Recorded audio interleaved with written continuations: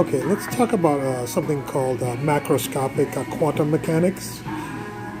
We go to Schrodinger's cat, where you can go look at a lecture on Schrodinger's cat. I've done several.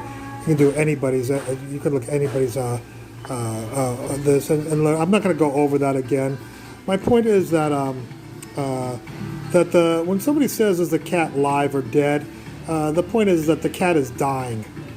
Whether he dies from the radioactive atom in there that's going to trigger off the poison, or he dies of a heart attack, or a heart attack, or a stroke, or anything else, high cholesterol, it doesn't matter. The point is that there's two wave functions.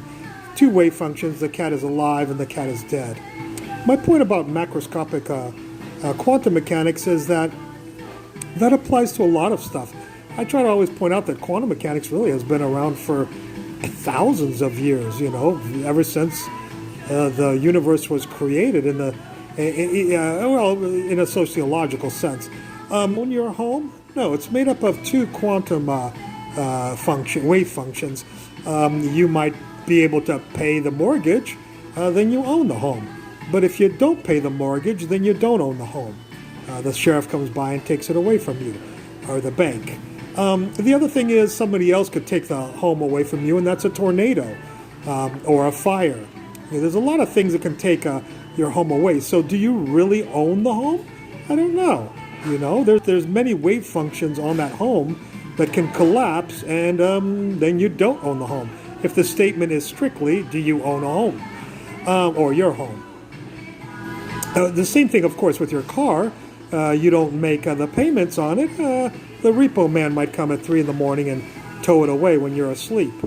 Or you could get in a car wreck and then you don't own your car, Or you could be borrowing it from your brother and it could be perfectly fine and you don't own the car.